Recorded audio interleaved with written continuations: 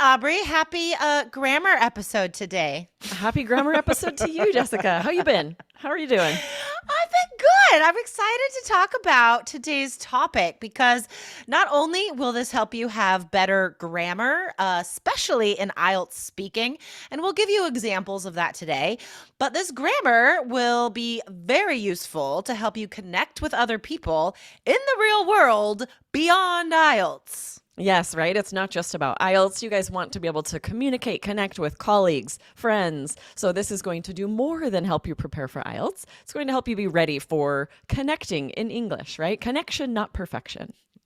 So we had a great question from a 3 Keys student in our private Facebook group.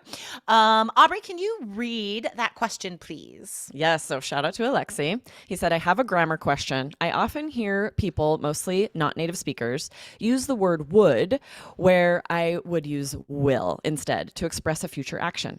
I understand that would has many ways to be used, so I Googled thoroughly, trying to find out if it's ever correct to use it to express regular future, not future in the past, not conditional future. But I didn't find anything. Please, native speakers, I would like you to clarify this grammar. I love this. It's so nice our students are able to put that question in there, get some tips because as he said here, doing that Google deep dive often just makes you have more questions. You're like, this isn't clear. It left Aubrey and I with more questions as It's we true. were trying to research like all the possibilities of the word would. So note that he does say mostly not native speakers, and these are mistakes he's hearing. We don't use would to just replace will. It's not a one-to-one. They're not synonyms. The grammar's totally different. We're going to explain the grammar rules of would and how you will use it correctly on IELTS today.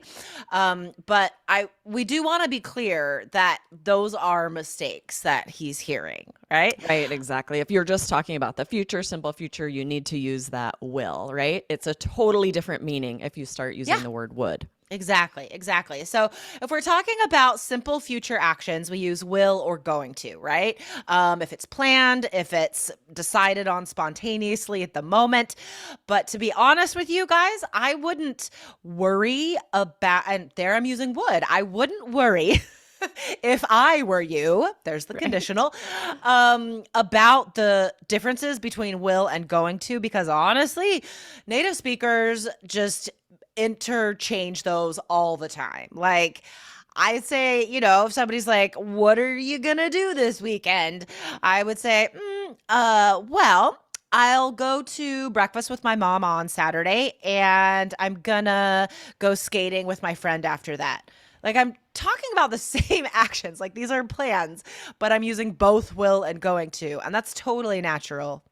Absolutely. And you guys have heard this before from us, but the more you're taking in English, podcasts, TV shows, the more you're hearing these tenses used correctly, the more it's going to sound off to you, just like it would to a native speaker to say would instead of will, right? You will know which tense is necessary based on what the message is, what the context is. Right. But it definitely helps to get these rules, to get kind of the phrases where we use the word would so that you have them for IELTS speaking. And like you said, Jessica, you can impress the examiner a little bit with some of these phrases.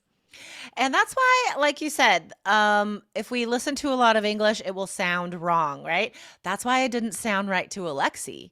That's why this is a high-level question from a high-level 3 Keys student.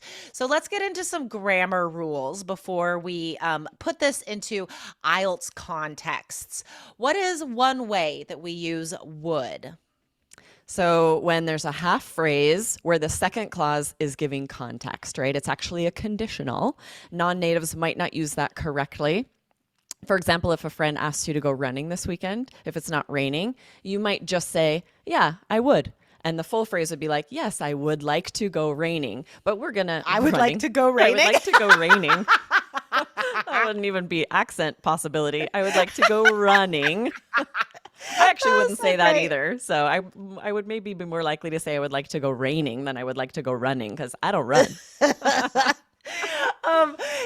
So again, this is context, guys. We've done some great lessons here and on our IELTS YouTube channel about using half idioms, about how natural and native it is just to give a phrase instead of the whole saying or the whole idiom. And it's the same here because when we're speaking, our grammar becomes informal and our sentences become incomplete. So, for example, there, right? The context is like, if it's not raining, I would go running. You're not making a plan. It's not a definite thing you're agreeing to. This is still in the hypothetical realm, the imagined realm. It's a conditional. So I don't have to repeat the whole thing. Like, yeah, I'd go if it's not raining or something. Right. I'd In just fact, be it like, would be yeah, very I'd go. unnatural, right? To repeat the entire phrase. Right. It's much more native and natural just to be like, yeah, I would. Exactly, exactly. So usually we think about would as just being the past tense of will, right? So in general, if would is used to describe future actions, they're conditional, they're imagined, they're hypothetical. And if it's used in the past, it's just the past tense of will, right? So for example, if you're talking about what someone wanted to do in the past, right? Or was willing to do in the past, didn't want to do or wanted to do. You could say would, like, oh my gosh, last night was terrible. The baby would not go to sleep. Yes, absolutely. Or dad wouldn't lend me the car, so we had to take the train, right? That conditional tense. This is so useful for IELTS speaking. There are going to be so many questions where you're going to want to use would as the past of will. Exactly. So again, talking about how willing or not willing someone was, right? That's easy to remember, that will, because it changes to would in the past. So we also use it a lot to talk about like past habits. That are not happening today usually. So this is super useful for IELTS speaking because in speaking part 1, you are asked about the past a lot, like your childhood, for example, or your habits in high school or college as a student. So if you're describing why you liked your hometown, for example, you'd use would to describe typical behavior. So you would say, oh, my hometown was amazing, especially in the summers. We would go up to the lake every Saturday and bring a picnic and go canoeing.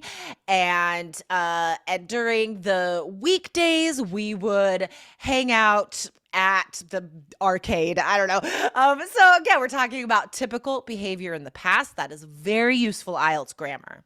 Yes. And though you can say, right, we went to the lake every summer, this is so native and natural to say instead it as a habitual action. Oh, we would always go to the lake. We would run to my grandma's for cookies. And instead of saying it's past simple every time, you're switching it up a little bit. Exactly, exactly. All right, let's get into some speaking questions. So in this first speaking part 1 example we're going to do, guys, you will notice the use of would here is going to be, like we mentioned earlier, a hypothetical and imagined situation. Right? So this is connected to the conditional uses where it's hypothetical, meaning this is just imagined. This isn't a plan. This didn't definitely happen in the past or present or future. We're just using our creative minds here, like what ifs. All right. So Aubrey, I'm going to ask you a typical IELTS part 1 question. All right. So there might be a group of questions about famous people, celebrities, right? Common IELTS topic. And you could be asked this question. Would you want to be famous? Absolutely not. I really value my privacy. I don't want people taking photos of me or coming up and talking to me when I don't know them, especially if I, haven't showered, I don't have any makeup. So this is definitely something I would never wish upon myself. I can just imagine. I can go on and on, but I should stop. It's part 1. Okay, that was perfect. So, yeah, that was a perfect use. Like, I would never want to be famous. Really focus on that intonation, guys. All right, awesome. So let's do an example. Another example from part 1 about maybe like sports and exercise, another very common part 1 topic. I'll ask you one, Jessica. You ready? Okay, cool. Yep. What is a sport or exercise that you've never tried, but you want to try in the future? I would actually love to learn how to scuba dive. I have been snorkeling, and those what some of my favorite experiences, some of my most vivid memories of especially like traveling and going to different places are like the snorkeling that I got to do. So I would love to take that further and take on that bigger risk and challenge by learning how to scuba dive. Ooh, what a great answer. I love that. Not only intonation and great vocabulary, but just to start it, what a natural way to say, I would love, and then go into what you'd like to do, right? I disagree. I have no interest in scuba diving. Deep water really scares me, and Really? I don't think I'm ever going to do it. Are Hard you pass. are you somewhat claustrophobic? Because I could imagine that would make scuba diving impossible. I don't think it's the claustrophobia. I think it's Okay. like this fear of what lurks in the deep.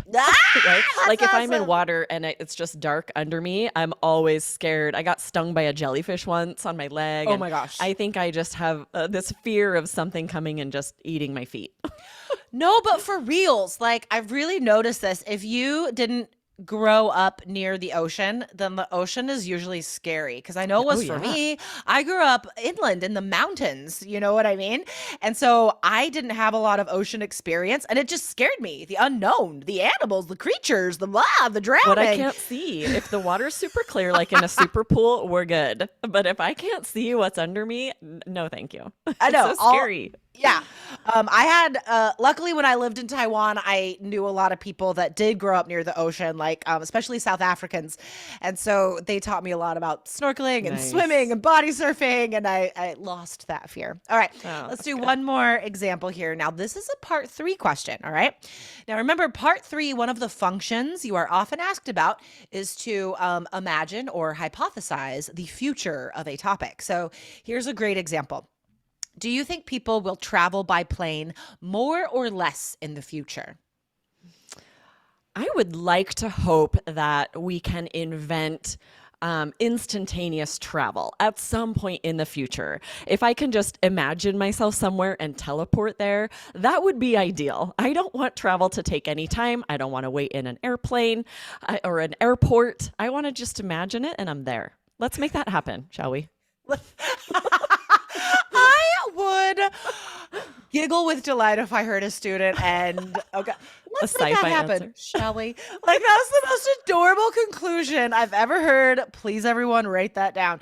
So you really like extended that filler in the beginning. I would hope to think. What did you say? Something like that. I don't know. I'd have to listen back. It was I would like to fantastic. hope that I would sometime in like the to hope. future, I was like, it's probably wow, that's a lot of words. All right, guys. Thanks for listening today. Remember, you can check out our complete Three Keys IELTS course online, allearsenglish.com/KEYS. And other than that, we'll see you tomorrow. awesome. Bye. Bye.